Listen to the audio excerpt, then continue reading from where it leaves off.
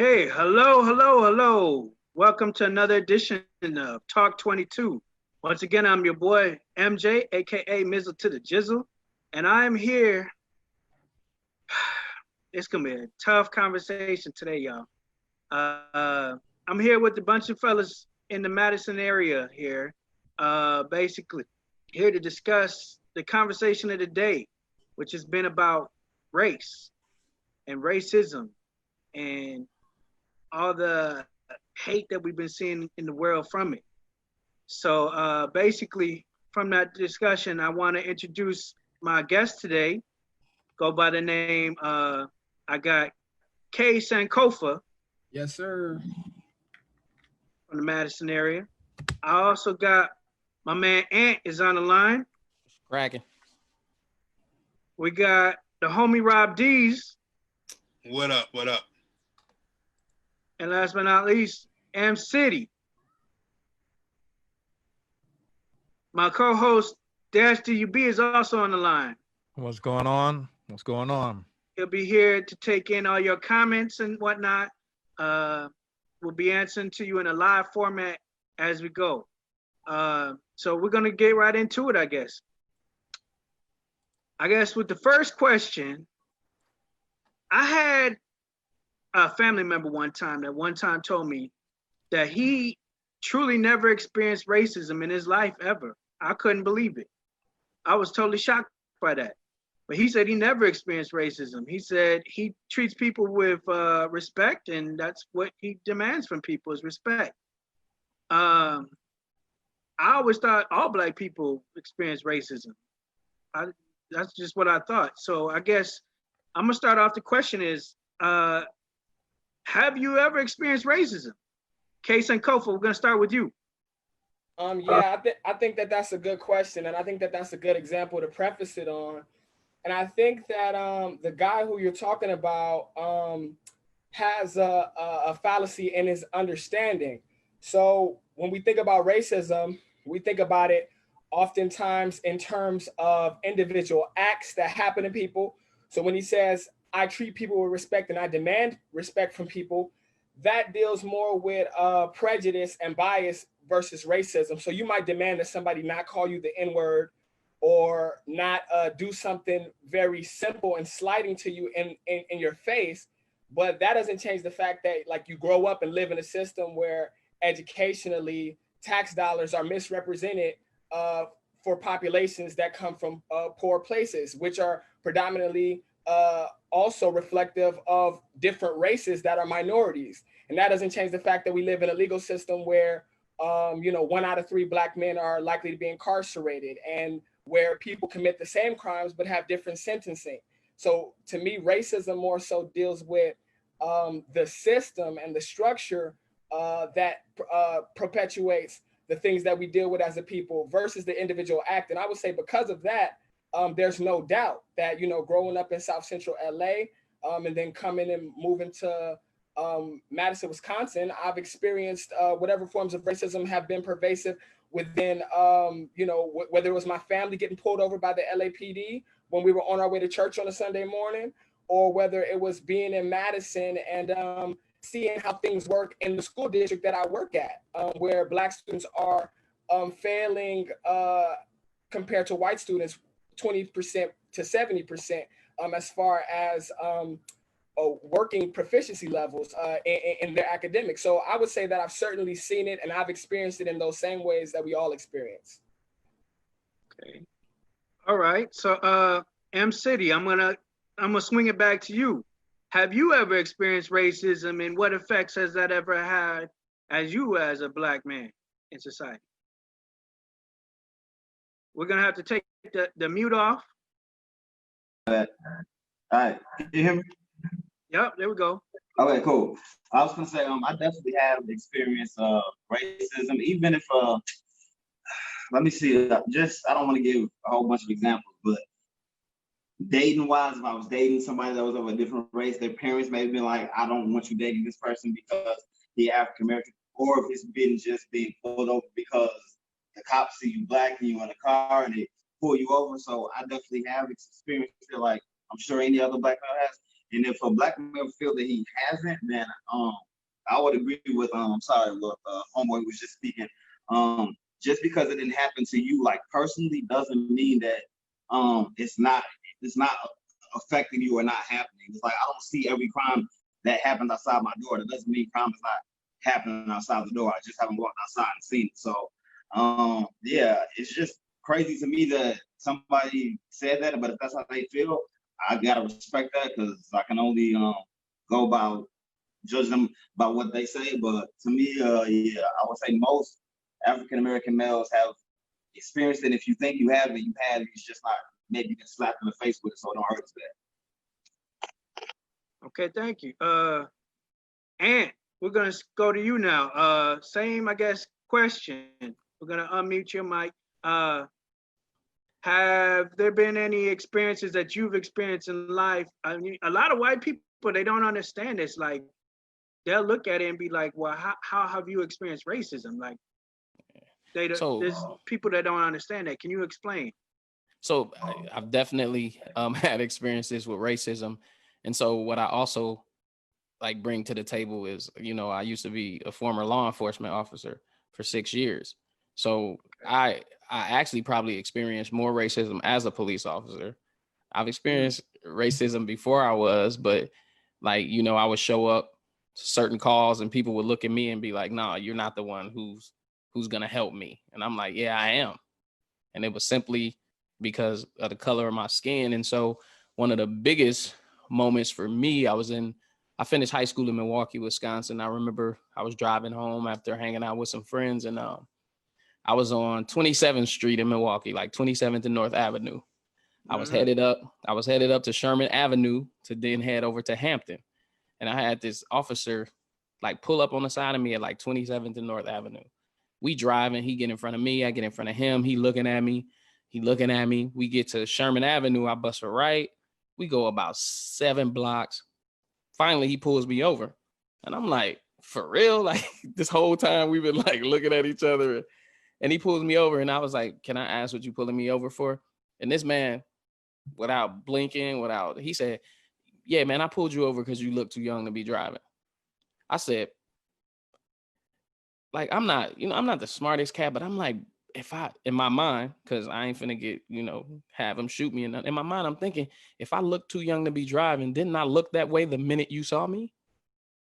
This man followed me 20 something blocks and finally decided he was going to pull me over. So at that moment, I realized that I needed to move differently, because I had always kind of thought that stuff existed, but it hadn't hit me personally. And when it did, I was just like, oh, okay.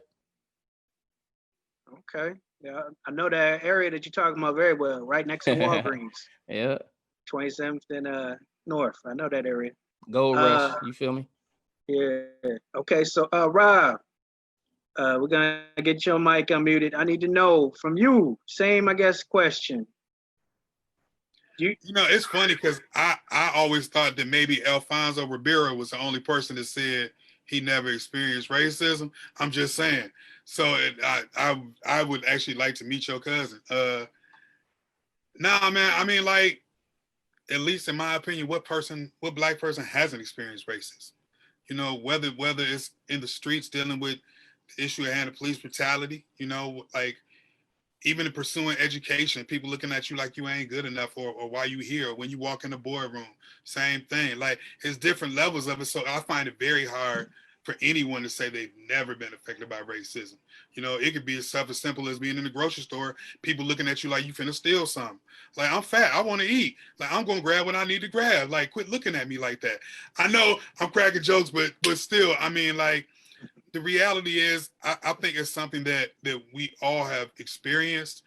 In the current state of things right now, I think about, at least for me, the thought process of the just us has been able to maintain through generations. Like, we've known it's just us. Like, as far as a system that's against us. So, I always try to look at the positive in everything. And I feel like we have gotten to the point where it can't just be on some, yeah, we'll let it slide, or covert and all that stuff. Like, you know, it's here in our face, and now it's time to challenge it. I'm out here seeing these shorties, and they out here answering the call. You know what I'm saying? It's that time. So, you know, it's existed as far as I've ever known. I've never known it not to exist. And you know, and I'm saying that as a high yellow brother that probably get it past in situations. But I'm being honest. Like, there's no way you can't tell me you've never experienced racism. Anyway, that's it. So yeah, I hope I answered the question. Okay. I don't know. Dubs, you want in on that conversation? Yeah, I mean, racism. Are we talking overt racism? Are we talking about the time I got called the N-word in first grade? We talking about the time I got followed around the store when we was buying tapes? Yeah, I said tapes. I may be that old, but yeah, we was looking for tapes. Or are we talking about the times where, you know, I've had a police officer run up on me, follow me for about 5, 6, 7 blocks, and then pull me over? Or are we talking about your behavior because the state of racism that's not always overt, but you know how you got to behave in certain situations because of what you look like and who you are? That's a whole nother thing of racism. I was in a conversation. I was in at a church in a conversation, and white folks were talking about police and being pulled over, and they asked me what my experience was. So I I answered them with the question. I was like, well, what do you do when you get pulled over? You know, we just pull to the side and we wait for the officer to come up, and you know, we do what they say. I'm like, well, this is what happens when I get pulled over. When I pull to the side, I got to make sure both my hands are being to be seen on the wheel. 10 and 2. 10 and 2. When the officer comes up and asks me for my driver's license or whatever he's looking for, a registration, I have to tell him with what hand that I'm going to go and reach for those items. Why am I doing that? Because I know it's incumbent on me to de-escalate the situation. Why it's incumbent on me to do that? It shouldn't be. That shouldn't be my responsibility to try to de-escalate it, because the person that's the police officer coming up probably already has inherent fear because I'm a dark-skinned brother. And especially if I got a couple brothers in the car. I mean, there's times I had to just flat out lie where I was going. I wasn't going to no place and doing nothing wrong. But I for sure wasn't going to tell him where I was going, because I'm like, yo, we out here on this highway. I'm sure he's already this thing's going through his head. If I want to make sure that myself, you know, and my brothers get home, I may need to turn this conversation into something else so I can de-escalate it so we can get out of here. True. That's a whole nother level of racism. So I don't know. Maybe it didn't happen overtly to him like the 3 examples I said, but I'd be interested to see how his behavior has been affected because of what he looks like. I'll leave it there. Okay. Well, that kind of relates to the next question I'm going to ask, and that relates to, I guess, the flavor of the day with what's going on with everybody is this new term, Karen. They got a new term called Karen. And that relates to those who, I guess, like to snitch on people, like to say that they're starting something, even if they're not starting something. We saw the story of the young man in the New York area that was in the park who, I guess, he didn't like what the lady was doing with her dog off the leash, when it definitely said that you're supposed to have your dog on the leash. And he told her that she's supposed to have the dog on a leash, and her, being self-righteous, I guess, believed that, who are you to tell me? And she decided she was then gonna call the police and say that there's a black man threatening me. I guess with that Karen situation, have you ever been profiled, M City? I'm going to you if you could unmute. Take your mic up. There you go. I just took off, bro. I'm having trouble recalling like a certain specific situation. I just know that I definitely have before. And I have an extra question. When we speaking on Karens, we speaking on like people that's not African Americans calling the police on African Americans for no reason. I mean, I guess this has almost been like a verb now, the term Karen, where where you can Karen on somebody, I guess. And I guess where you basically are calling the police on another black person just because you don't like what they're doing for whatever reason that is. And I guess knowing with the intent that the police are now going to come and either cause a scene or cause harm to this young black person in that situation. Right. Or end up getting arrested. Yeah. Have you experienced being profiled? I guess is the question.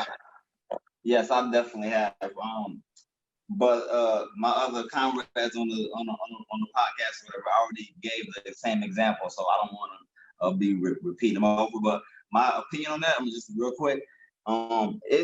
There's always going to be people who are miserable and hate to see people enjoying themselves or being happy or enjoying life, and they'll do whatever they can to stop that from happening.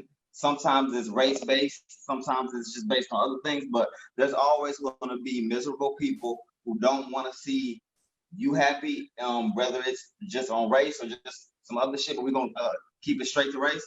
I don't know what to do about those people. You can't, obviously, you shouldn't be physical with them. You can kind of scoot to their level, but in my opinion, I don't know, it doesn't help. But at the same time, I'm not gonna just not live my life and enjoy it and do what I want to do because I'm worried about some Karen always calling the cops and trying to get me in trouble. Okay. Rob Dees, what do you think of this new sensation going across America called, I guess, Karen? It's not a new sensation. It's just a new term. You know, I mean, I've been profiled, like, and it's funny because there's a repeat type of profile. Like, you know, I've had a girl, a random white girl, like her purse disappears, and then she all of a sudden kind of starts talking loud and being like, "Oh my goodness, I can't believe that my purse is gone," and like looking in my direction, knowing that I ain't took the purse. You know what I'm saying? But all of a sudden, then when all of a sudden her girl come out the bathroom and got her purse, then she's stuck on stupid. You know, but so I mean, the profiling exists, but I've always lived by the code. If I ain't did nothing wrong, why should I be shook?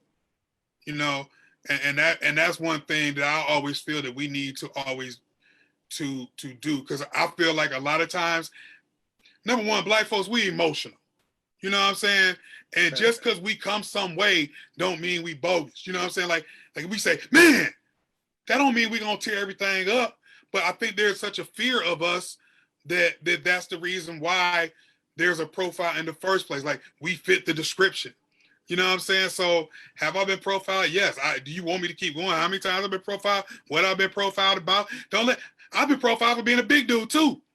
You know what I'm saying? Like, I've seen dudes ain't thinking about their girlfriend, but they see me walking up the street, all of a sudden they holding their hand and being all, you know, it's like, so profiling is very real.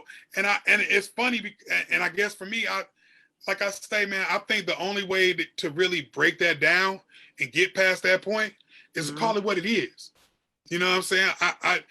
You know, it's amazing how subliminal it could be, though. Like, at least for me in the experience, like, it might not necessarily be like, I'm going to call you the N-word, but you'll do everything in your power to make sure that I know that you're offended by my presence. Well, guess what? I got the right to have this presence, so I'm just going to sit here. And we're going to chop it up. We're going to chop it up. If not, move around. So, yeah, I have been.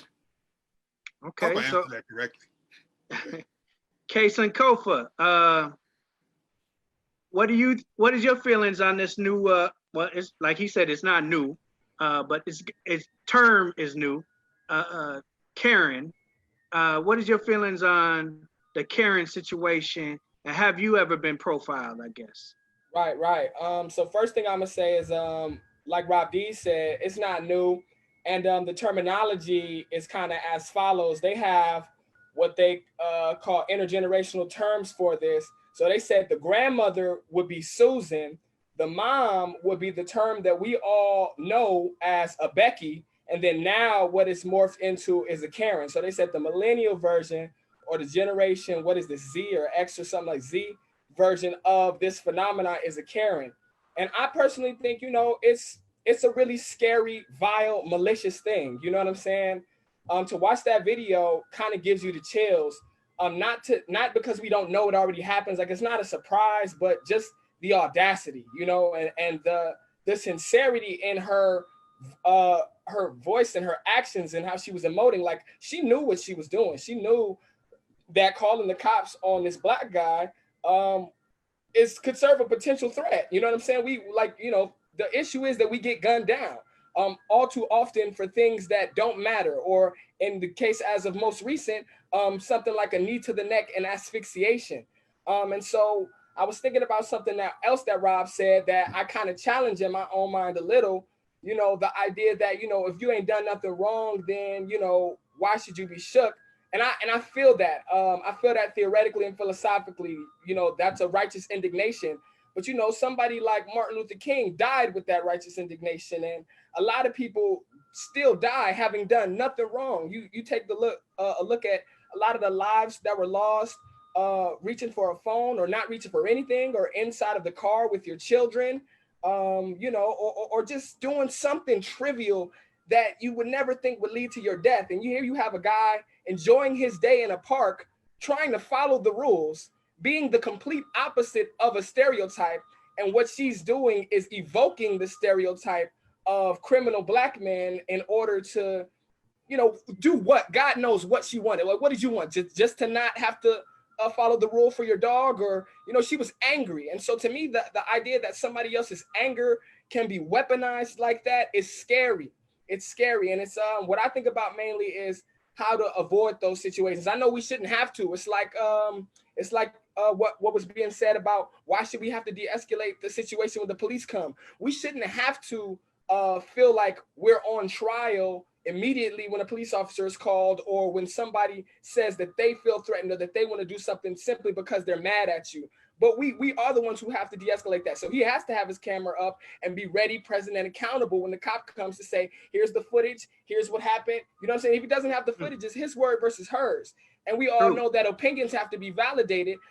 And in America, and within a white supremacist structure, the white skin, as far as opinion's sake, has far been validated too long, and black skin has far been marginalized too long. We're thought of as the lesser kind. So to me, that's a scary situation. I don't personally remember having anybody kind of overtly say, I'm going to do this to you because you're black, or anything like that, or admit it. I think the crazy part was her audacity to admit it, to just be out front with it. She could have been like, I'm going to call the cops. She shouldn't have said she was going to call the cops. That was just, you're doing something that's very wrong, and then you're going to tell us what you're going to do, and then you're telling us your intent behind it. And then she added, she didn't have to add the caveat, I'm going to tell them it's a black man. You know what I'm saying? That's like, what you're doing. And so I never experienced anything like that, but I have been in spaces where I know people are looking at me a certain way because I'm black, or I feel whether it's an educational space, whether it's a social space, or whether I just walked into a store and I see the securities and the clerks looking at me already with their hands on their walkie-talkie, you know what I'm saying, or something like that. I've seen stuff like that, but to be in a situation like that, that's just completely scary. I've never seen that exactly, and the only thing that I could give is that you would have to handle yourself exactly like that guy did. Had it been any other guy, like Robbie said, we can be an emotional people, and we can react in ways that aren't helpful to our cause. Granted, those reactions aren't justifiable. Those reactions don't warrant such a quick and undeserved death, right? Those reactions sometimes can lead to our death, and they don't warrant that. But even still, we still got to be on alert. It's like, just because you didn't know what was on the pop quiz don't mean you shouldn't have studied for it. It might be unfair for America to be hitting us with this pop quiz of a curriculum that is biased and that we never had any control over what it is and why it should be the way it is, or why it is the way it is and what it should be. But we still have to be ready for it. And I think that's the sad, scary part, and that's what I'm gonna leave it with. And definitely the revolution of the camera phone definitely changing a lot of the situations with this. And I agree. She definitely came with some malice in her approach to it. And I'm gonna hit you up next. Knowing the legal system like you do, what is it that your thoughts on the whole profiling effect? A lot of times police officers profile and come after us in a certain way based off of profiling. I mean, of course they'll tell you that they don't, but I mean, that's what, absolutely happens because, they feel it's a part of being effective in their job. In terms of so speaking specifically to the Karens, right? They've talked about it historically, right? Karen is the lady that got Emmett Till killed. Karen is the lady that started the burning of the city Rosewood in Florida, right? So we've seen, we know what that means, right? It's I forget the lady's name, Rob. It was in the 90s, the lady who killed her kids and then blamed a black dude for taking them. Remember, she drowned them in oh my God. So we know what that is to be falsely accused, all of that stuff. And what you have to remember when it comes to this profiling, we talk about words being a lot. It's really, most of our communication is non-verbally, right? What we do, how we look, how we walk. And unfortunately to them, who we are, it conveys an image. And they already have beliefs and have thoughts. And so, right, there have been times I've gone into a house in a neighborhood that's predominantly Black with a white officer. He'll say something like, they got a big screen TV, and he'll say something like, must be nice to be living off, to be having big screen TV and you living off the government. And, I'm kind of sitting there wow, he profiled her, right? So based on what he thinks about her, how do you think he's going to treat her? You're gaming the system. You're gaming the system. I really don't care what you have to say. Yep, you shouldn't have got with your drug dealing boyfriend. Yep, sorry, he beat your ass. You're going to be so it impacts how we treat people, how we think of somebody, how we profile them in our mind, definitely dictates how we treat them, how we talk to them, how we communicate with them. And so, unfortunately, right, we want to get people to understand that policing, where it evolved from, right? Black people are just getting in the game when it comes to policing. Let's not talk like we've been on police forces for hundreds of years, right? This is a new thing for Black people to be police officers. And so we know the history of that. And it's just, man, the culture is so toxic. And because people have these views that we're inherently criminal, that we're inherently violent, that we're inherently, thieves, and we want that we don't have a moral compass, that dictates how we're treated, how people move around us. And so, unfortunately, a lot of that isn't even communicated through words, right? My mom taught me something very early on. My mom never said to me that white people are better than Black people with her words, but all of her actions showed me that, they're different. Because every time I'm going around them, you telling me to be on my best behavior. Every time I go around them, you say, don't say anything stupid. Every time I go around them, you're saying, and so we learn, they must be somebody. So who am I in comparison? Right? And so we start to believe the lie. We start to believe the lie, which is then what causes the division that we then have in our own community. Because not only do Black people, white people look at us and they bring their racist views, but we internalize that stuff too. Everything we've learned. Who have we learned it from? Right? Particularly if you're not directly from Africa, right? If you are here as a descendant of Blacks who were brought here from Africa, this has been internalized and internalized and internalized to where we even believe it about ourselves sometimes. And so we have to fight that. right? Because sometimes we'll even profile each other. And I ain't finna go in that neighborhood. Them over there ain't no. They want the same things you want. They want the same life you want. They just don't have the same opportunities to access things the way you do. And it's not until we change our mindset, because that's what it's going to take, because they're not changing theirs. No matter what we do, we follow directions, we dead. We don't follow directions, we're dead.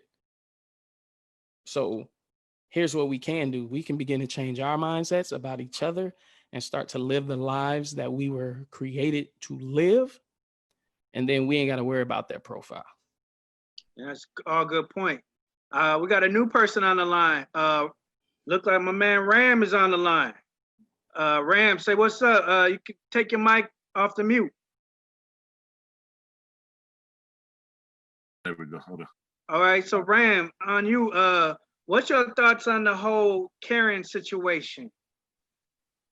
Well, interesting enough, I grew up in Louisville, Kentucky, right? Or I'm from there. Grew up in Phoenix, Arizona. So the Karen situation, I think I hate that they name it that, because we all know Karen. Every time I hear it, I'm like, but y'all don't know Karen though, right? Like, you know, that's, I mean, like little lightheartedness, but you know, in all honesty though, it's this shit is only being exposed. It's only because we have internet, right? Because I mean, you grew up in Arizona, man. I used to go to the pool every day. I've met Karens a lot. You know what I'm saying? I used to hang out after curfew. I met a lot of Karens, right? Like, it's just, that's normal. And it wasn't always white people. I will say that. There was some times when it was other races. You know what I'm saying? I don't want to pigeonhole that, because we have to be clear about that too. Racism exists all across the board. That's real. But here's the thing. So I hate the fucking term, but I understand it. You know what I'm saying? And the history that Anthony talked about, obviously it needs its place. But I love the fact that it's being brought to the attention. You understand the difference? You know what I'm saying? You understand the difference? But you know, it's nothing new to me personally. I mean, you know what I'm saying? I mean, since a very young age, that's normal. I mean, that's, you know, you always had to watch out for the person who might say something. I mean, you just knew that was a thing. You know what I'm saying? I mean, I can't count how many times me and some of my Black Mexican friends been at a pool or wherever, or, you know what I'm saying? Specifically in Arizona, I say pools because that's, you know, that's what I grew up around, and that's what we was every day. That it happens so much, it's just like, I see these videos and I'm like, oh yeah, well, yeah. And that's fucked up, right? Like, oh, sorry, I don't know if we cussing out, but like Anthony said, man, it's like they've conditioned us to believe that was all right. And I think in the early part of my life, it was just something you dealt with and you move past, you navigate it, right? And I think now, and even in recent years, it's getting to a point where it's like, nah, we're not navigating shit no more. Stop that. We stopping, nah. You know what I'm saying? We leading in a different path, you know what I'm saying? And that's, I mean, you know, that's how I feel about that, you know. And you know, that's what's up. I think here's what I think. I think in the bigger picture, and I don't mean to take away from it, that element is a very small problem in the bigger picture. You know what I'm saying? When it comes to murders and shit, somebody calling the cops, we can navigate that much easier than being murdered. We don't have no navigation for that. So I don't mean to trivialize it, but I feel like the importance needs to be placed. And I'm not taking, like, I hate criticizing, I'm not criticizing, but you understand what I'm saying? Like, I think we need to really look at the bigger pictures in these situations. You know what I'm saying? And a bunch of Karens, we can navigate that. You know what I'm saying? But being murdered when you haven't done anything, what do? You know? So that's all. And I think different. I don't know, man. You know? I think it's all related though, because I believe that situation could have turned into another situation once the law enforcement got there. Which kind of goes to, I guess, to my next question. I'm gonna start with Dash. I'm gonna start with you. Are there such thing as good cops? Is that a such thing? Yes, that is such thing. I ain't seen the brother in action, but I'm sure we got one on this on this broadcast right now. So, you know, I think it's hypocritical to say that you want to paint everybody with a broad brush, but then not want to get painted with a broad brush. So how they paint all Black folks as one thing, I don't think you can go in return and say, well, all police officers are this. Are there problems in the force? We've known that. We've known that for a long time. But I'm not going to sit up here and say that everyone is a bad apple.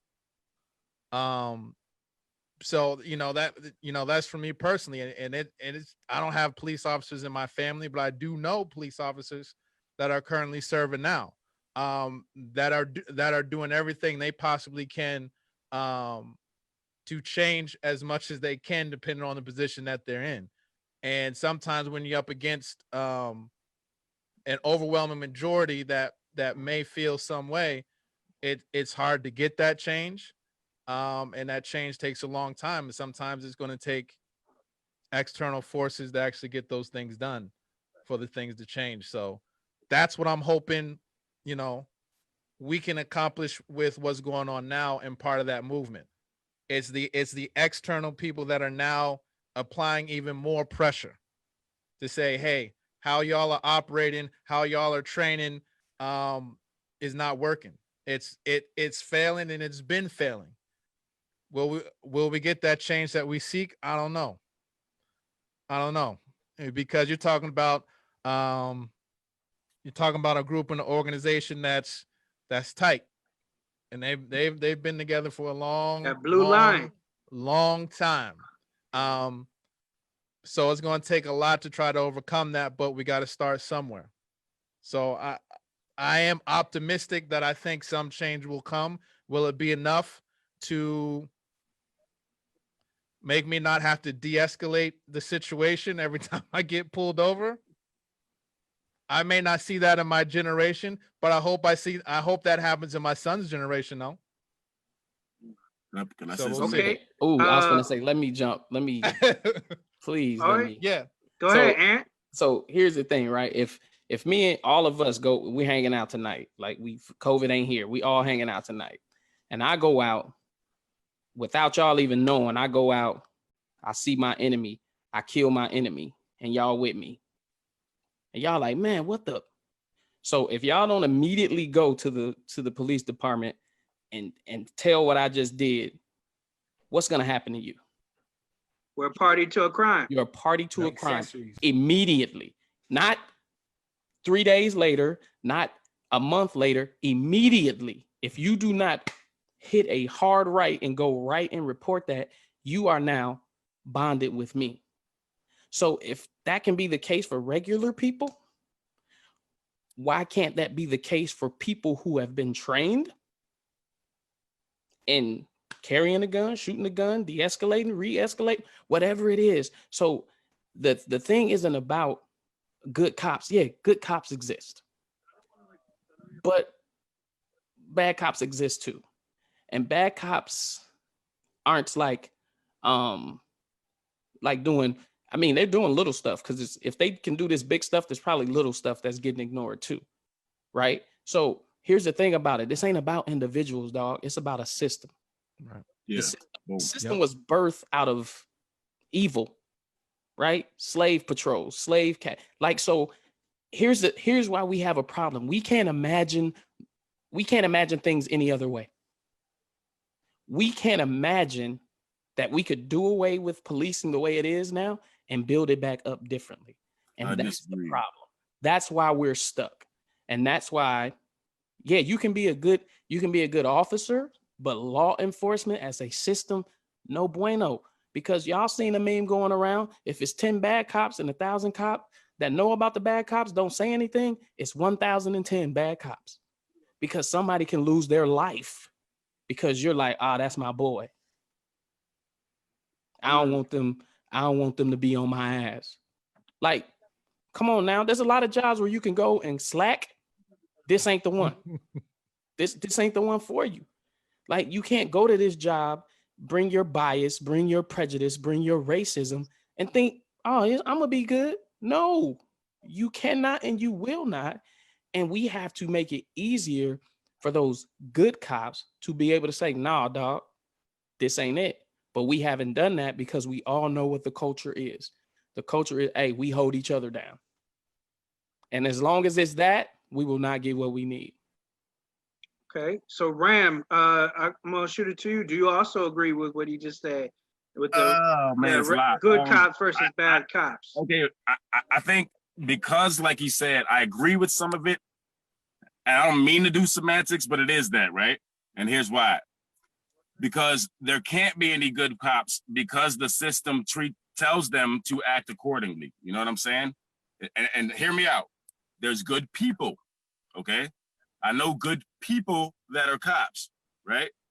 But as a soldier of a gang at a military, it's not a good cop. It's a good person that decides not to be a cop in the moment. You understand what I'm saying? And I think we have to differentiate that. Because as a cop, you are trained to do certain things. That's what it is. No questions asked. You can't cross the thick ass blue line. And no disrespect, Anthony. I love you, dude. I'm just saying this is what it is. But what I'm saying, and I know you're a good person. You see what I'm saying? I think we need to start differentiating that.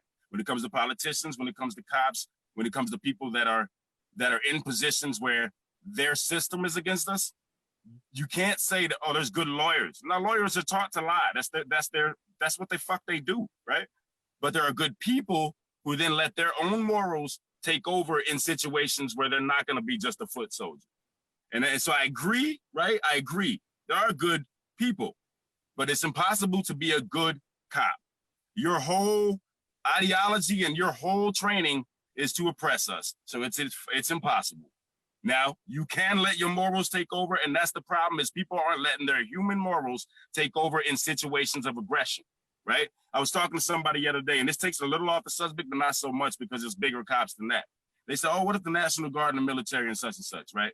I said, they said, oh, military will kill us and blah, blah. I said, maybe. I said, but you might have a bunch of soldiers that are like, nah, these are my neighbors. I'm not killing my neighbors. You know what I'm saying? I'm not shooting my homies. I'm not shooting their mamas. I'm not shooting their cousins. 6 degrees of separation is real. So cops let their morals take over. Military's going to let their morals take over, and don't be surprised if it's too far from that. It might really be a divide where you got half the military saying, nah, I'm with the people because I'm a person. And you got half the military robot staff, right? But you understand the ideology I'm talking about. It's like, it's people, man. And that's really the whole movement going on right now, is inhumane people and people who want humanity. It's really a real thick divide. And so I feel what you're saying, and so I'm not taking away, and I don't say I disagree, but I hope y'all understand what I'm trying to say in terms of there's a moral compass that comes along with having a job, right? Mm-hmm. You know what I'm saying? I got a telemarketing job, a customer service job. I deal with people in healthcare and stuff, right? If I don't like the way the car's going, I can hang up. Sure can. So that's their health, okay. Right? But on that same tip, not enough letting their moral compass come into play. That's where, and the system is too big for them to do so. So I can't say there's good cops, but there's good people. Okay. What it is. But we see this all the time, and the news media, I feel like, pushes it down our throat, the division between cops and black people, cops and black people. I feel like I couldn't go on Facebook or Twitter or nothing at all this past week without it just like pushed down my throat. Yeah, but it's and not. I guess what I'm gonna ask is, Kaysa and Kofa, do you believe that the media is baiting us with this race news? I mean, is there something to that? I'm gonna talk about that, but I also wanted to respond a little bit to the good cop, bad cop argument. Okay, you can start there.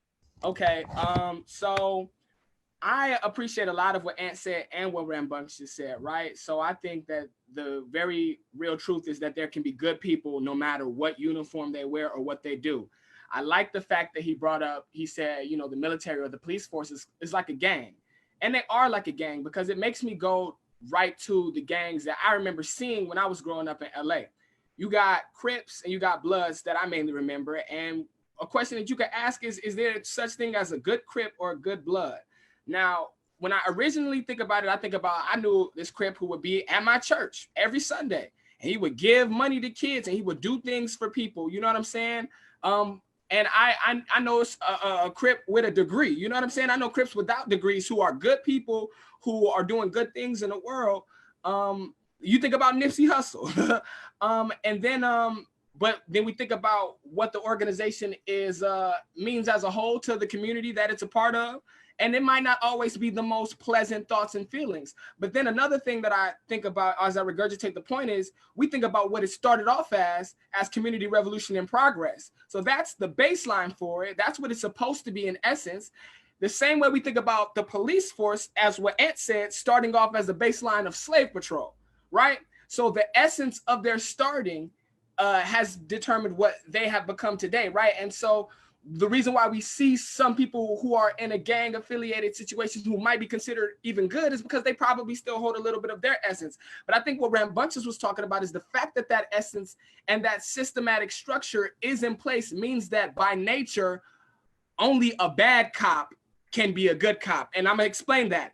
A bad cop, depending on your perspective, right? So the police force might consider a cop who defies the blue wall or who stands in the way, obstructing injustice, or who does something that is against the norm as a police officer, a bad cop. Those other police officers might say, that cop is not a good cop. He doesn't stand for us. But we, the people, might say, no, that's exactly what a cop should be. But the fact of the matter is that doesn't stereotypically, as Rambunctious said, fit into what the notion of a cop is and what Ant said as it started off as. And then to go into the media, I think the media is weird, man. It's a lot of stuff going on right now. I tweeted the other day, it's almost like we can only get legit, direct, unfiltered news from social media, from people taking videos and showing you exactly what happened. Because one way or another, there's going to be a spin on it. Dave Chappelle said we live in the age of spin. And that means that we have to be very vigilant and closely watching everything that we see. We see a headline that depicts a connotation when the story is completely different. And we see right now a lot of things being posted about the rioting, and in contrast to the fact that in a lot of states where there are no rioting, and in all states, there have been protests. In all 50 states, people are protesting, whether it's riots or not, which we would say for sure rioting is the least of it. It's not the most of it. But also, there is some other thought behind rioting and its purpose and its reality as it develops within our society and what it does in results. So I know we'll talk about that, so I won't talk too much about it. But to me, the media definitely plays a role. Sometimes the media aids a situation, sometimes it doesn't. But what I ultimately think is that we as a people need to control our own media and control our own story and control our own narrative. And I think Black Lives Matter has done a great job of combating that as it struggled through media persecution. I think that, as a people, we're doing a better job of combining our resources and putting together platforms where we can have a voice, whether that's musically, whether that's in entertainment and television with things like OWN and, it's just a matter of what we decide to disseminate through that. I think we need to just take a bigger hands-on approach about what we want that story to look like and develop that centralized base, because if we don't, we're going to keep on getting fed different things from here and there. I see the media the same way I see mainstream politics. I'll end on this point. You have Democrat and you have Republican, neither of which are really, really for Black people. Like, it's a good question could also be, is there a such thing as a good Democrat? Is there such thing as a good Republican with all of the things that they've stood for that have marginalized our people in the past? And I see media the same way. Is it a such thing as good, honest media? I see them as, very much influenced by money and very much influenced by power. You take CNN and MSNBC and some of the other major news company people, and it just, to me, it looks like partisan politics, back and forth with narratives that don't give anybody any direction or any any hope throughout this. I feel like a lot of times, but to me, it's hard to decipher. I take my information from a lot of different places, and I try to do everything that I can to stay informed.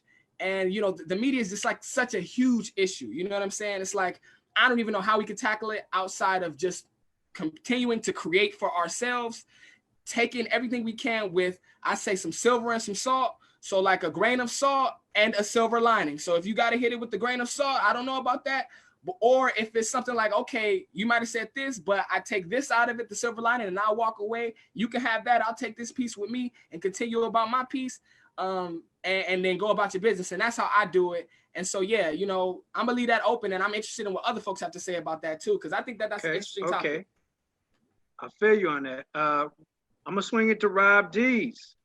What is your thoughts on the police, and I guess how the media is almost force feeding us this division between the police? And you know, I also give you an opportunity if you wanted to speak on the good cop, bad cop, you can as well. Whew, okay, I was thinking about the media part now. Okay, so going back, you know, there's a quote from Jimi Hendrix when he says, like, when the power of love overcomes the love of power, then the world will truly know peace.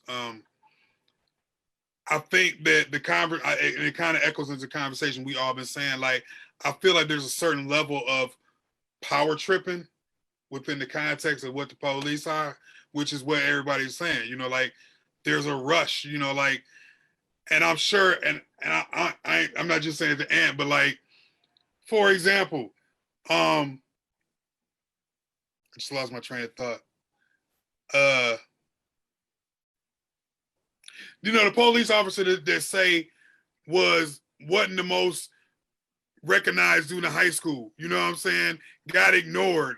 Then all of a sudden, he started, you know, lifting weights and being by himself. And all of a sudden gets on the power trip when he gets on the force, trying to take out his own situations on a totally innocent person. So I guess what I'm saying to you is this. I feel like there are good cops. We know good cops. I know good cops. But I think the system makes good cops bad.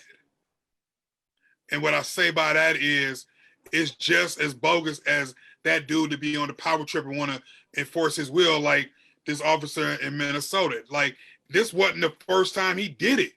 There's a pattern history. You dig what I'm saying? Like, we've experienced that in Madison with Tony Robinson. That wasn't dude's first rodeo. But to me, the most disheartening part in our quest for humanity and just to be treated human is that there are good cops, like Ants was talking about, that let stuff slide, that don't call it out, that don't challenge it. So I guess I wholeheartedly agree that it's more of a system, but I feel like there are good people in that system. It's just whether you choose to align yourself with good or whether you're gonna let it ride with the bad. You know what I'm saying?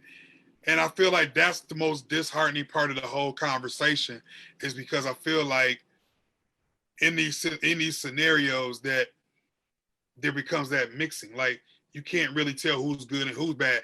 And that becomes on us, where we don't trust none of y'all because we don't know how this gonna happen or how it's gonna result. So, you know, yeah. So I feel like there are good cops. As far as the media goes, the one thing I wanted to say is there is a huge difference between selling a story and telling a story. You dig? Like a lot of times the media gets caught up in the process of telling a story, or selling a story rather. Like, for example, even if you look at what's going on in Madison, and I bet you if you watch TV, you watch any station, when you see the reporter, he ain't all up in the midst of it. He ain't all up in the swinging elbows with people, but he want to give a good story.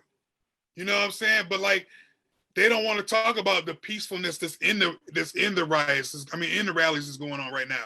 How these young folks is handling their business in a peaceful manner. Because that's not a good story to sell, according to who. So I think it's important to be able to tell the story for yourselves. We need to tell our own stories. I mean, hip hop has been doing that for years. You know, that's why people resonate with the songs that they hear. You got suburban white boys quoting Pac like you know, like he was out there in Cali with him. So, you know, I think that it's, like I said, the overall point that I would take from it is, it's time to tell the story. That's the only way true change is gonna happen. So the media can play along with it, but but it's like what Kay was saying. You know, when you got people on the front lines with their camera phones out, like hands up, don't shoot, and showing the actual story, telling the story, it's on us to be able to tell that story. If we want to change the narrative, we need to tell the story ourselves. Okay. So Madison's on M City. I'm gonna go to you. You know, basically what I'm saying here is we had to stay in the house for like the last 2 months with this corona stuff, right? There hasn't been a lot on TV since the Jordan stuff went off. You know, I feel like in a way the media hasn't had anything to talk about, and they served us the story of the thing that happened to Mr. Ahmad, which is a terrible, tragic situation. Yet, when you look at it, that happened back in February. They just now choosing to tell us about that now.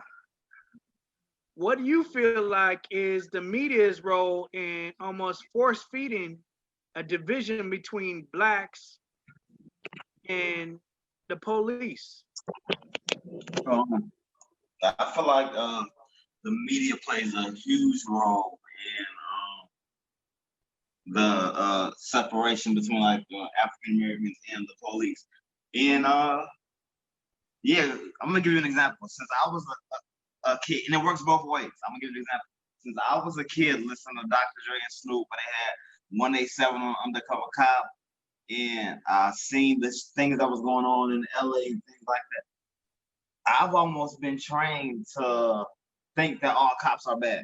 You know what I'm saying? Like, as a black man, I've almost been since a kid. I'm giving you examples of how I've been psychologically almost trained to think that all cops are bad. Now, all the examples I gave, from the Snoop Dogg to videos, movies, all the examples that put that in my brain that all cops are bad have been images that have been broadcast to me since I was a child.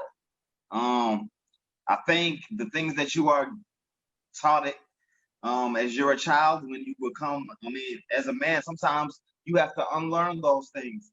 I feel like that, yeah, the media, and I also want to say it's on purpose, because if they can keep cops thinking that all black men are thugs and keep all black men, you know what I'm saying, thinking all cops are bad, they can keep us separate and we'll never have these conversations or never come together in order to, for the world to be a better place. So I feel like they have an agenda. If you never heard of propaganda, Google it. And that's what a lot of the media shit is. It's propaganda. It's a certain narrative they're pushing. And like Dee said, they're selling you the story.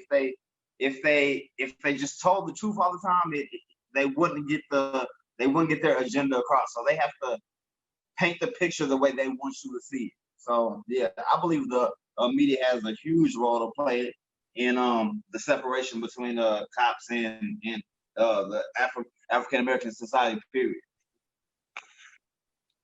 Okay, I'm gonna switch it up. One of the questions that hit my Twitter a lot is, why do black people riot their own neighborhoods? Maybe Ant, if you could shed some light on that, on your thoughts on why do black people riot their own neighborhoods? I mean, it's a riot. I mean, because first off, they really ain't finna let you go act crazy anywhere else. I mean, if we gonna be honest, like, and probably if you're responding off of immediate anger and frustration, you gonna do what's closest to you. You ain't finna take a 2-hour bus ride to be angry in somebody else's neighborhood. And so, and people got to remember, historically, our neighborhoods are neighborhoods we live in, but most times we're renting. The neighborhood stores aren't owned by us. Like, nobody wants to talk about that. So it's not a thing for us to riot in our neighborhoods, because our neighborhood reminds us of what we haven't been able to receive from this country, which we're entitled to, which we in some ways and words were promised, but we never received. And so this is this word I like to use. This is the response to historical trauma, right? What you're seeing is not like George Floyd was like the tipping point, but this is centuries, man. Like I ain't talking about like 10 years. This is centuries of we're going to ignore this because we're the best country ever. How did you become the best country ever? By an insidious, evil thing called slavery, right? For hundreds of years, you built wealth for free off the backs of people who you made to feel inferior, set them free, built prisons, made slavery, made slavery go to prison, enslaved them enslaved them again at a higher number. And then you like, y'all should be good though. Why y'all tripping? So that's the thing. Like we should be owners. We should be in control of our neighborhoods, but most times we're not, especially if we're talking about big urban cities. We're not, right? We know the word gentrification. We know what that looks like. You go to some places in New York. I got friends that live in New York. They like, dude, this ain't Brooklyn. This ain't like, because we don't own our stuff, right? We're just nomads, and they know that. And so that's the reason why it's easy for us to riot in our neighborhoods, because, right, if you're really angry and you're acting off that frustration, it's there. And you really have no investment in it because you don't feel like it's invested in you. Okay, Dash to you, B. Can you share any of your thoughts on why do Blacks riot in their own neighborhoods? I think the key was that last sentence you just said, being invested in your surroundings. If you feel that you're not a part of your immediate surroundings, then then off emotion you're gonna act in rage and not care what happens, whether it gets burned down or it gets damaged or you take things from it. And if you're viewing a lot of people in your neighborhood as vultures, in essence, as far as they taking things from your neighborhood and not reinvesting back into your neighborhood, that's a whole nother set of feelings, depending on what kind of store you set up there. What did you set up in the neighborhood? Did you set up a liquor store in the neighborhood? When things are needed, when are you giving back? Are you investing? Are you doing things at the community center? Things of that sort. So when we don't have that cohesiveness in our own neighborhoods, then I think acts like this is going to happen. I would also like to add that I've been seeing with this younger group, this younger generation, that they have not done damage for the most part to our neighborhood. In New York, they was in Soho. they had all them cops out in Manhattan. In California too. I'm not sure exactly where it was, but that was not a Black neighborhood. So I think that this generation has also looked at that and said, you know what? We don't want to make that same mistake.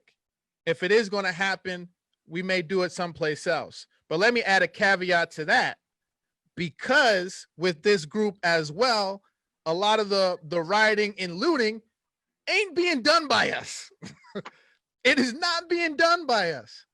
So they asking a question of something that had occurred in the past, and which I think was understandable, because of some of the things that I just talked about and that Ant are already articulated.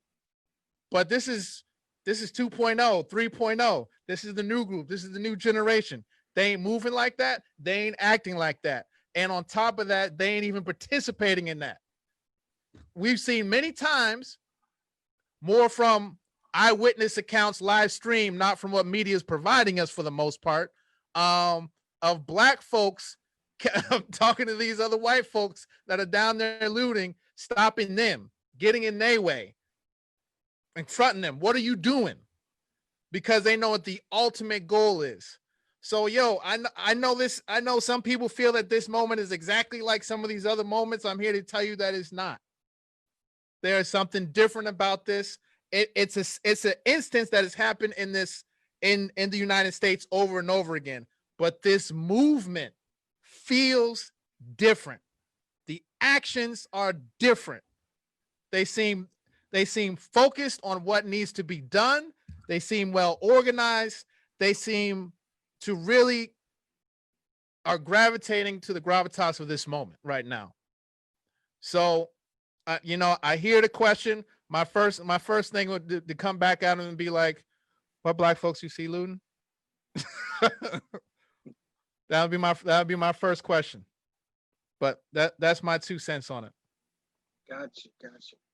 Okay, Rob Dees, I guess we're gonna ask you. You know, based off of the riots on TV and such, a lot of people might ask, if you're a white person, you may ask, why do black people riot their own neighborhoods?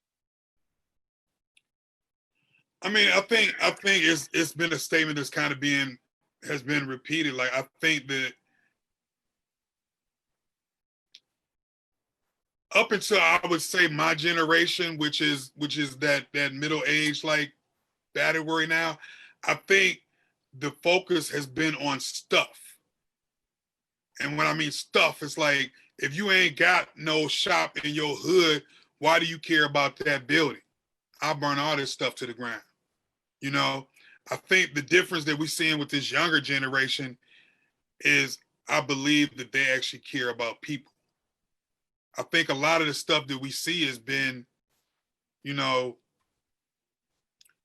a whole humanistic kind of change. You know what I'm saying? Like to answer your question, I think cats would tear up. Like I said, cats tear up the block because they don't know no block and they don't believe better in the block. You know what I'm saying? Like, there's not that belief that, hold on, man, save this building. This man that cut my hair for 25 years. We not finna let you do that.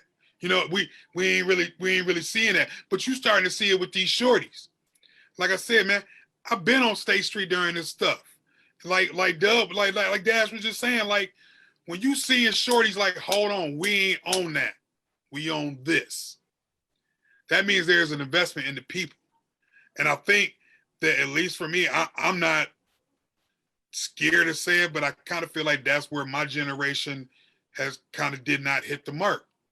We didn't understand that it's more about investing in the people. Because if you're investing in people, then you're going to believe in that person that's building up the store on your block, that took the time to make sure that he posted this spot up in your block. And therefore, you're going to be respectful of it. Hey, man, don't touch dude's shit. Excuse my language, but don't touch his spot. He grew up here.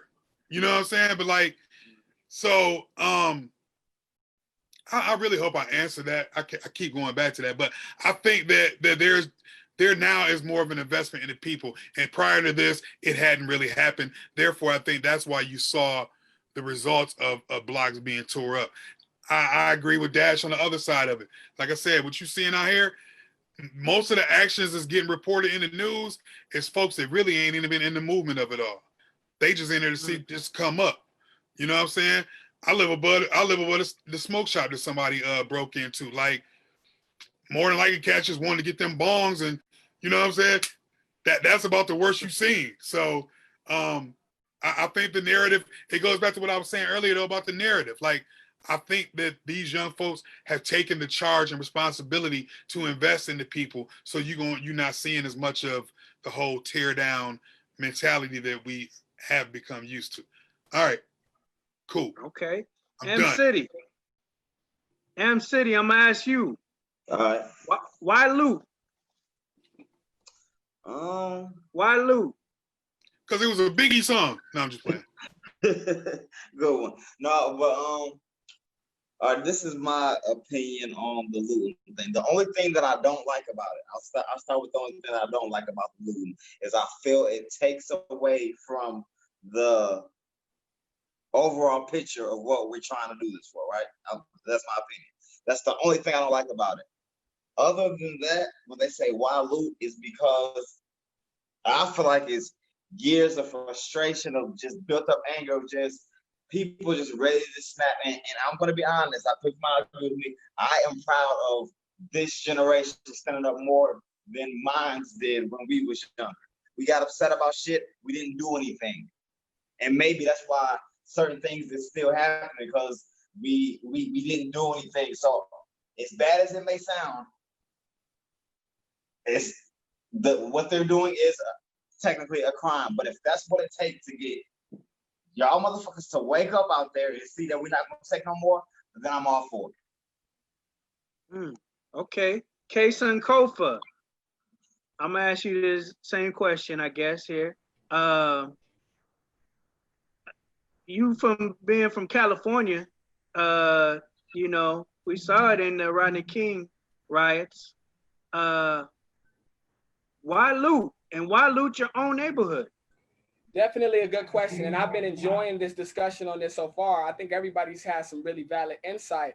And to be quite specific, as you mentioned, Rodney King, I actually, I was born and raised and grew up in Watts through grade school. And my mother and father still pastor a church out in Watts right now. So I'm very familiar with the Watts riots. I was born in 1994. Just 2 years after they occurred, the 1990s ones that are, you also have the 65 riots.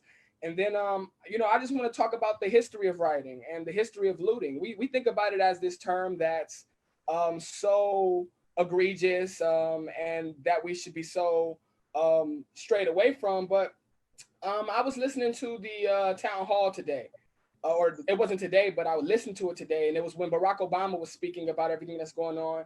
And he had the courage to reference the American Revolution, which was a revolt. It was a riot. That's, you know, it's a revolution, you know. And then we think about things like the Boston Tea Party, when old white people wanted to get their point across to their political captors, to the people who were oppressing them. And we think about this double standard on how we marginalize or how we talk about people who are marginalized when they loot, when they have different skin colors. And so when I think about what other folks have said, I agree with the fact that because we don't own anything in the neighborhoods around us, it's nothing for us to say, okay, well then y'all gonna get our attention. We gonna get your attention now when we burn everything down. And then, you know, when I was growing up, I never saw any Black-owned businesses where I was from. Only thing I saw maybe was, like Rob D said, a barber shop. And so I think about it in those terms. And, you know, like Ant said, it's just a reminder that you don't own anything. It's a reminder that you're powerless. I also think about one thing that King said, which was rioting is the sign of the unheard, or it's the act of the unheard. The people who have never been heard. That's when you riot. When something has gone wrong for entirely too long, and you've tried peace and you've tried everything else, and you're doing your last chance defense mechanism to reach your point. And I think that there's something to the fact that he said that. I also think there's something to the fact that he was a humanitarian. Bob Marley was a humanitarian who also made a song called "Burning and a Looting Tonight." You know, this is not like something that's far-fetched or something that people should be super surprised or gassed about, especially when we don't own much of the resources and we receive the majority of the oppression. And the last thing that I want to say is, especially in terms of looting and rioting, when people are looting and rioting, the reason why people don't think, let me go to another neighborhood, like Ant said, those things, rioting and looting isn't very much planned out.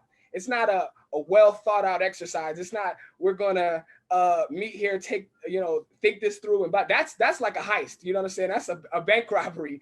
But what this is just a political action and expression. And I think about it, and I like to call it what it is in terms of us feeling powerless, because neither is the police shooting an unarmed Black man a well thought out action. That's not a well organized decision. Sitting on somebody with your knee for a second, that's a no pun intended, that's a knee jerk reaction.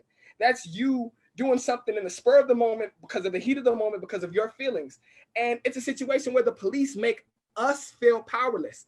And we don't have any method or means to take back that power outside of those of us in our race who are fighting, who have like substantial economic means to mass produce, control media, put out content, organize, shift resources and things of that nature. But those of us at the bottom, don't have the resources to combat against the situation, where we feel powerless for what happened to a George Floyd, where we feel powerless for what happened to all of the other countless Black lives that have died.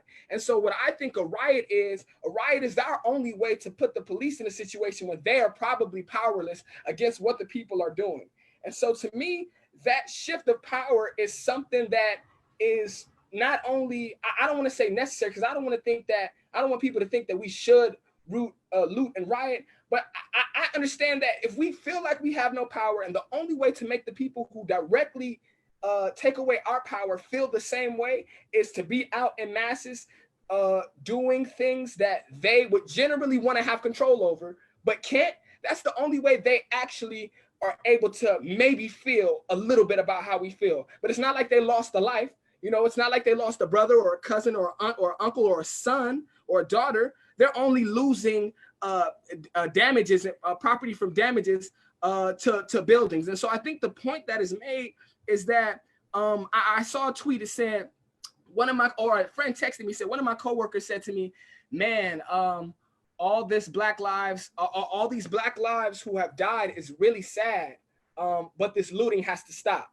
And he said, and this was a tweet or a text, I think, and he said, let's think about that for a second, because why didn't that person say, all this looting is bad, but all of the killing of Black people has to stop?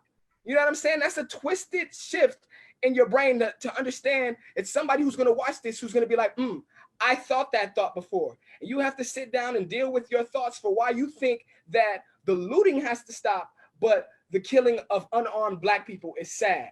That's something that should completely be switched. And that's the reason why, you know, to some people, if you're going to talk to them like that, they're going to say, forget it, I'm looting anyway. Because if you're going to say something like that, it's almost like somebody might as well loot. If that's the mindset of the people, if that's the mindset of our opposition, that, oh, y'all got the property is more important than the bodies for which the property is being destroyed. If we can't flip that around in our own thinking, then how can I even tell somebody that they're wrong for looting, especially if it's over the grievance of lost lives? People have protested and rioted for much less, football games. You know what I'm saying? So at the same time, I am not a proponent of looting. I don't stand for looting and rioting. I think that there are a lot of minority business owners and business owners in general who deserve to have their businesses stay intact. But I can't turn my my heart from the people who are doing that.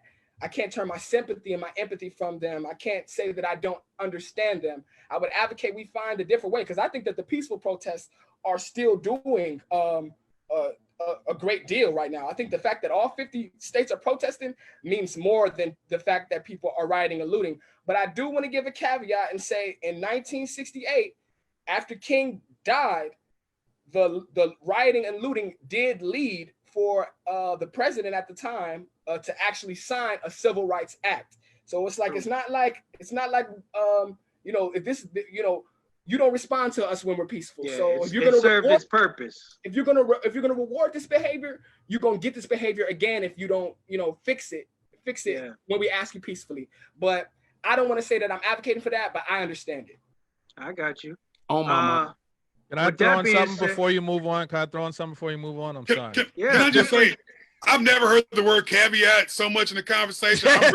I'm really honored by this right now. Me either, man. I'm gonna go get some caveat. Yo, yes, yo, off of what he said, yo, you know, when he's talking about we tried it peacefully and nothing occurred.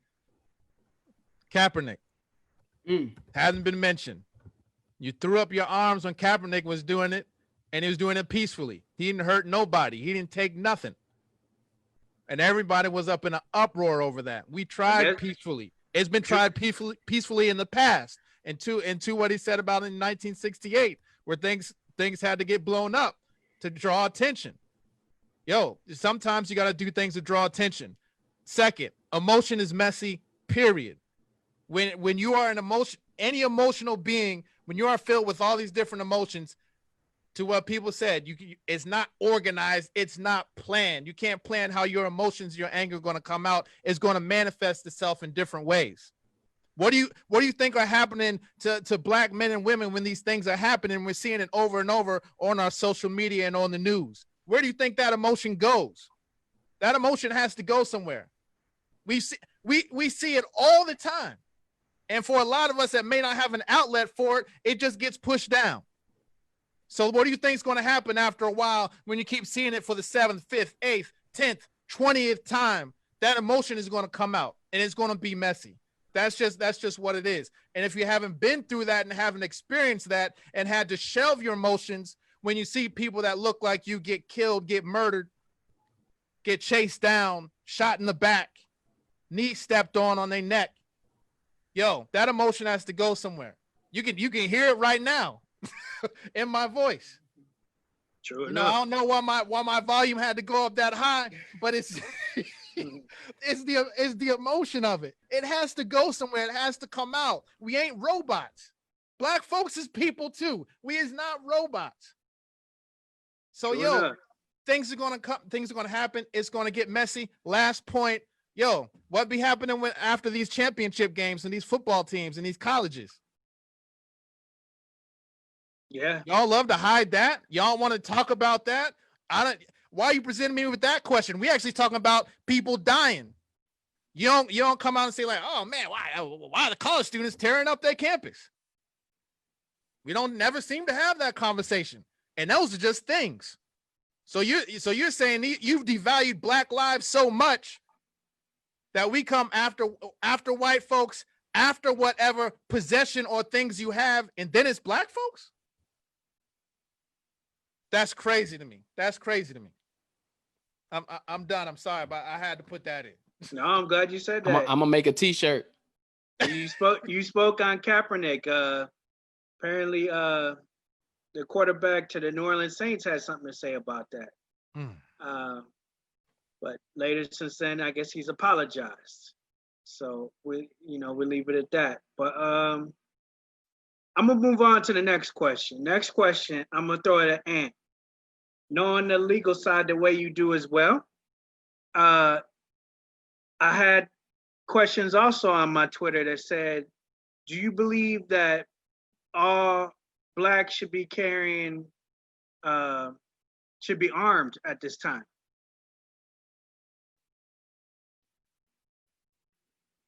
To prevent the Karens of the world, to prevent illegal seizures. So here's my thing. If you want to do that and you can do that, you have the right to. But we know that won't solve our problems, because you remember Philando Castile, right? Like that was in Minnesota as well. Yeah. So that was the last video I watched. I was crying then, and then I haven't seen the video until George. So yes, if it's within your right and you feel like that's something you want to do for yourself, do I think that that's something, right, that we need to have as a direct action for all Black people? No, because here's the thing. We can already do it right now, right? We can do it if you want to do it right now. But the minute we say this is what we want to do as a direct action, guess what? Laws start changing, policies start being made, things start being put in place that, will probably disqualify us from being. And that's the thing I want to like talk about to people. Like it's laws are the greatest expression of white supremacy. Like the laws, the things that they tell us we need, because that's how they dictate whether we're good people or not. That's how they get us, right? So when slavery ended, what did they do? They said, shoot, we got to figure out a way to keep these Negroes in check. What did they do? They created laws. And you have people that will fight you to the grave telling you that we need to obey the Black people. If they would just follow the law, guess what? We don't have to follow the law because the law follows us.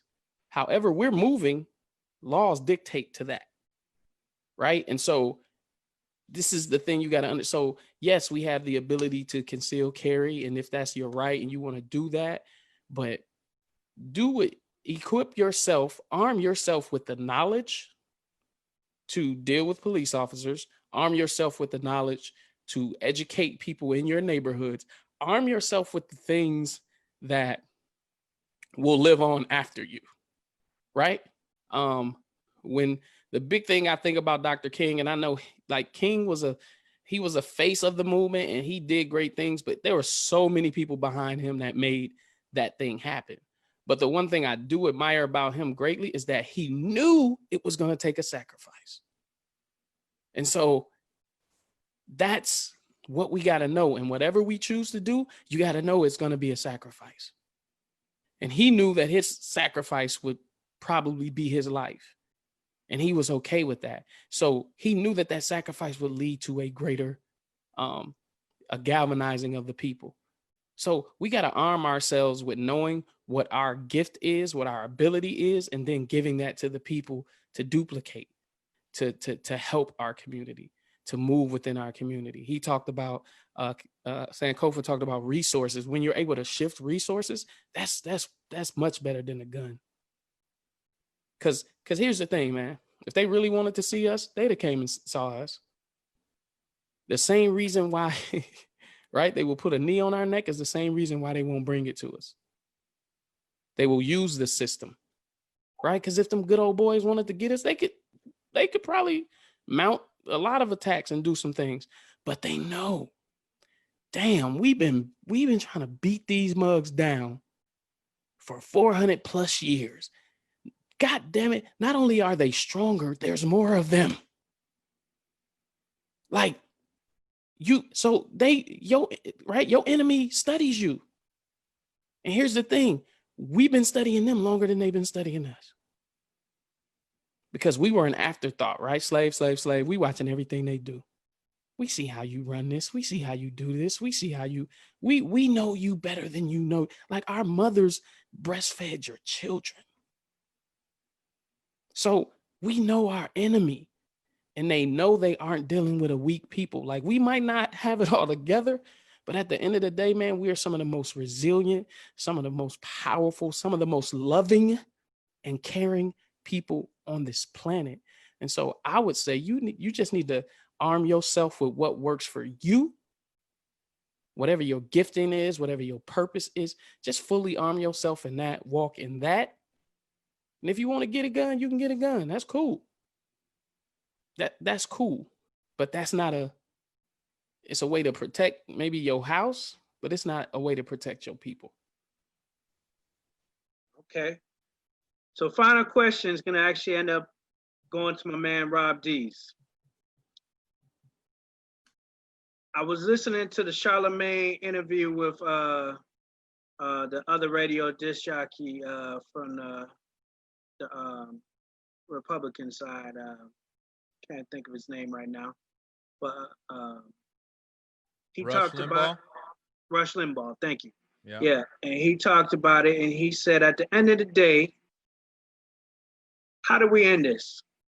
He said, at the end of the day, what can I do to make you feel better about this whole entire situation? You saying that's what Russ said? Rush Limbaugh, he said, how can it be, what do blacks need from white people or cops or whatever you want to say to, is it reparations? Is it like, what is it that you need to make, I guess, it be a sincere, okay, I'm sorry. So that's what you had. You got it, Rob. That was the question from Rush Limbaugh, and I'm wondering, at the end of the day, in a way, it might be a good question. How do we see this ending? Okay, so that shifted a little bit. Okay, so to answer the first part of it, what do you need from me? It's simple, a heart.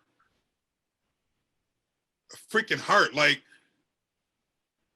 the way that we have been so dehumanized, you can't have a heart. And I don't attack specific white folks, but collectively, there's been no heart toward us. For everything that we've encountered and everything we've taken in, and we still been able to hold our head up high and still show love and still move in humility, like that has to say something to your core existence. And if it doesn't, then you just don't have a heart. So in order to make that situation better, move away from the hate and understanding into understanding what love is. So to answer all of that, and I know that people are gonna be like, man, come on, man, we need more stuff than this. It's simple. All like Black Lives Matter is generations old. All we've ever wanted was to matter. It's all we've ever wanted. You don't see, we ain't like tearing up like Morgan Freeman and Gloria. We ain't out here like that. Like, all we want is simple love.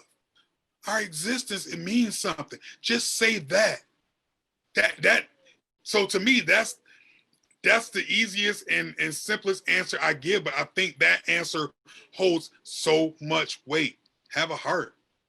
For you. To actually matter, I think is a huge thing. You know, it's a small ask, but at the same time, I believe you're right. That's like a thing that we haven't, you know. I know I said I was gonna leave it to Rob, but I'm gonna give you one last chance, M City. Say your last. No, man, I'm taking up my whole 10 minutes. Hold on, I got something up. No, I'm just playing. M City, say your last piece. I don't know if that was an actual question from Rush Limbaugh. From what I know about him, he ain't the biggest fan of us, but anyway, to me, if that was a question, that is crazy. I can't. You can't give me back the thousands, hundred thousands of Black people that have died, the years of slavery, the many people who are incarcerated for years and died in the cell for something they never did. You can't ever give me enough money or reparations or whatever for me to be like, you know what, that was okay. And for me to act like I would take that cash and be like, it's okay for what happens to my ancestors and my grandmother who's still alive and been through so much stuff. And you know what I'm saying? For example, I don't know, that's the question is almost condescending. It's like, what do you mean? What can you give me for me to be okay? And the only thing I could, if I have to tell you how to act or how my brother D said, have a heart, if I have to tell you how you should be, then I don't even know why we're having this conversation. Because if it's not something that's in your heart already,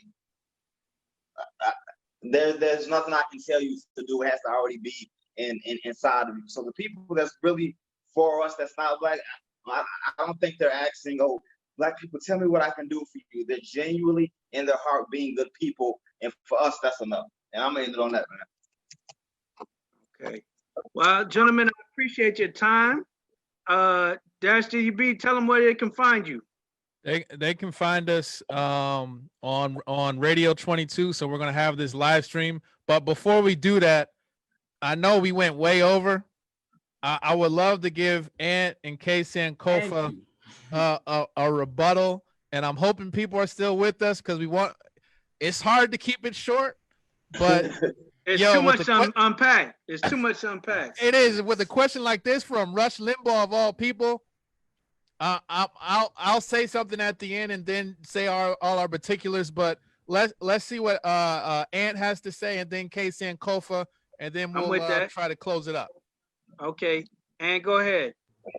I'm gonna make it snappy, because my wife waiting on me. She out of town, so I gotta connect with my boo. But yeah, coming from Rush Limbaugh, I don't know if that's a genuine question. So he had a conversation with Charlemagne the God, and I'm just saying, I'm saying, knowing him, I don't think that's a genuine question. Like, I've watched and heard his stuff for years, but I will say that number one, right, in order for people to start to get over something, you have to acknowledge it. This nation has never acknowledged it, right? Because then when you acknowledge it, you can memorialize it and then move forward, right? So we know victims of the Holocaust, right? The Holocaust is recognized in many countries, right? There are memorials set up in many countries, right? There are even, people who were in the Japanese internment camps here in America receive reparations, right? A lot of people don't know that stuff. So here we are, forcefully brought over here, going through all the things that we've gone through, and nobody even wants to acknowledge. Because as a nation, right, you hear people all the time. What does your grandmama say? People say you reap what you sow. When does America think they're going to reap something? And what do they think it is that they're going to reap? You sowed in violence. You sown in violence. You sown in rape. You've sown in degradation, dehumanization. You've sown all of these things. So guess what you're going to reap, America? Because you won't admit that that's how you were birthed, right? And so if you can't admit it, we can't even move to other stuff, because then the reparations will feel like, shut up, just be quiet. Don't talk about it. So yeah, I need you to admit it. I need you to memorialize it. And then I need you to repair the damage. So reparations, absolutely. Because reparations ain't for me, it's for my kids. Because for those generations who missed out on getting homes, for my veterans who came back from the war, for my 40 acres, that reparation is not just for me, but it's for my future. And I'll even tell you some ideas that I have. Number one, don't tax Black people. Number two, if you can qualify for a college, you go to that college for free. Those are some of my ideas. I gotta go. Fellas, I love y'all. Appreciate y'all having me on, man. Dub, I love it. Everybody, before you go, tell the people where they can find you, man. Hey, you can find me, ANT the Hope Boy. Just search it, whatever. Google. Why I say Google, I meant IG, Twitter, Facebook, ANT the Hope Boy. I just dropped some new music. Search ANT the Hope Boy on any music platform, and it'll pop right up. Please listen to it. It's movement music. It's movement music, right? You're going to bounce to some stuff, but if you listen, you definitely going to hear the movement conveyed in my message. So I appreciate y'all, man. I appreciate your time. Be safe. All right. So Kaysa and Kofa, we're going to leave it with you too. Here we go. Do you feel like you need the 40 acres and a mule? Do you feel like Trump's $1,200 was good enough? Or, what is it that you need to feel good about what's going on? Yes. So I think that I like what everybody said. We touched it in a lot of different places. I think Rob D's kind of touched it in a real spiritual place. Like we need some internal change from the people who we're neighbors with in this country. But then also we saw a lot of practical stuff for what he said. And like thinking about the history, acknowledgement, things how they went with the Holocaust for America to, be able to actually acknowledge what has happened and find a path and solution forward. And I think some of those major steps were mentioned, like there should be some sort of educational subsidy for Black Americans, especially those whom come from ancestors who were taken as slaves from Africa.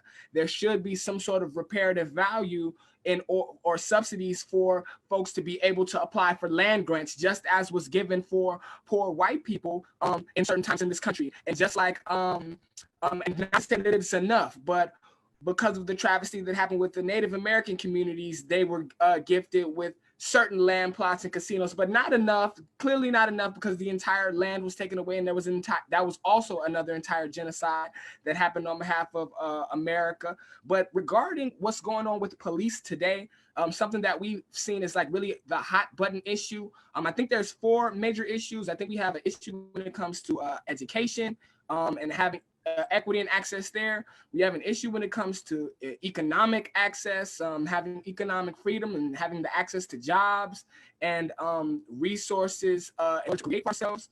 We see a deficit also, of course, with the legal system where we're being gunned down and disproportionately locked up. And then we see an issue where we aren't always able to be active in the political process. Our voices are disenfranchised. Voting laws are created to keep us from voting, to keep, they make a lot of Black men felons, and you can't vote, and you can get a high class felony or a low class felony for a crime that's not necessarily, wouldn't have been deemed that in the past, but when we got tough on crime for that specific reason, a lot of people lost their right to vote, and a lot of our communities suffer from gerrymandering and voter right ID laws and things like that. So I think those are the 4 major prongs on which we have to have a multiple point legislative agenda. And I'll say, because right now the major hot button issue is police violence to Black people, is that there's something that's out right now called 8 Can't Wait. and it incorporates a use of force policy that was studied across different cities that that incorporated it. And those different cities found after studies that they were able to reduce police violence in their community by 72%. Now that's a lot of percent for extraneous use of force cases, which police do rampantly. And so I'm going to just read them off. It says, 8 can't wait, ban chokeholds and strangleholds, require de-escalation, require warning before shooting, require exhaust all alternatives before shooting, duty to intervene. If you're another cop and you see something going wrong and you don't do anything, like the ant said, you will be tried just like the officer, which is what we're seeing with the other 3 people. Hopefully they get something as a sentence that is something like what Officer Show will get. Ban shooting at moving vehicles. Like, why would you ever? Require use of force continuum training, and then require comprehensive reporting. So if you ever use force, you got to go report it on yourself. The body cam should catch it, but if you don't report it, you're going to get docked. You're going to get penalized. And so when you have these things in place, we might be able to see a large difference between how our communities feel impacted by the police officers, as we saw 72% decrease in uses of force in the cities that adopted these things. Another thing that Obama said is that every city across the nation should be enacting upon the national subsidy, the My Brother's Keeper subsidy that we here in Madison do. I'm happy to say that I sat on the use of force legislative committee with Chris Taylor when she was first coming up with that legislation 4 years ago, 3 years ago here in Madison, that now Governor Evers is talking about getting passed. I'm excited about that. I'm also happy that I worked on the My Brother's Keeper program, which is a program that is able that enables young Black boys to have a place where they can come, grow, learn, do some internal identity work and development, and also be equipped with the resources and personnel to help them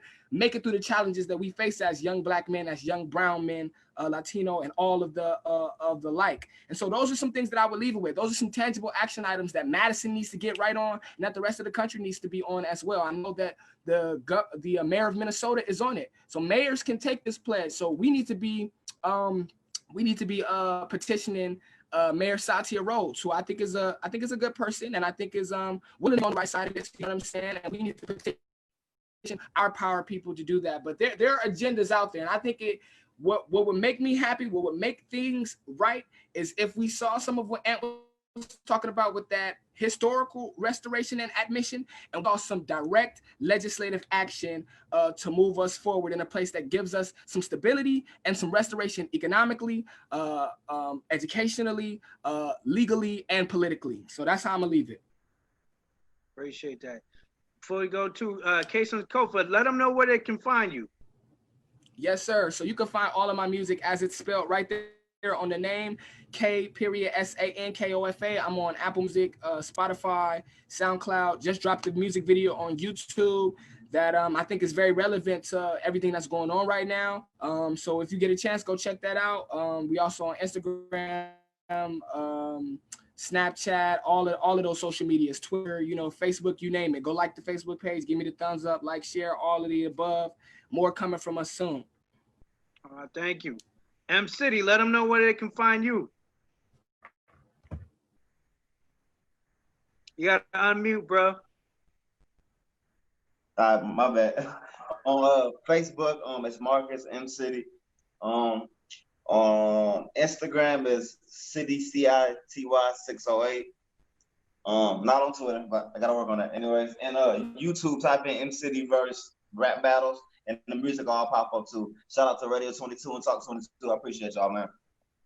We appreciate your time, M City. Rob D, let them know where they find you, bro. You can find me in the streets. You can look up the handle Rob D. Is obviously Facebook, Instagram, Twitter. You can find me. Just look up Rob D's. Also, new EP just dropped a couple weeks ago on SoundCloud. The Grown Things EP that Radio 22 is not playing, but ain't nobody. No, I'm just playing. Let me stop. Yes, that's pretty much it, man. We appreciate y'all, brothers. Dash Dub, final word. Man, I'm very thankful, very appreciative of everybody that came on and was a part of this panel, and everybody was honest. They spoke from the heart. They spoke from their experiences, and sometimes that's not easy to do, especially being especially as, you know, Black folks and the things that we've been exposed to and the trauma that we've been exposed to, whether it's in person, through media, or however we see it and digest it. We alluded to a lot of that with our experiences in the first question. I'm very thankful for all of you being a part of this. And man, yo, this was incredible. It's too much to unpack. I think we need to do more of this. Not enough time. But I also concur. I appreciate everybody's time with this. We hope that, you know, those of us who are not Black hopefully learn maybe a little something from these young gentlemen here in their discussion, and giving you of their experiences. Maybe you learned something, maybe you didn't. You can hit us up with some follow-up questions at radio22.com. We will address those as needed. If you'd like to be on the show, also please drop us a line. We'd love to have you on the show, Talk 22. But until next time, y'all, this is your boy Mizzle Jizzle.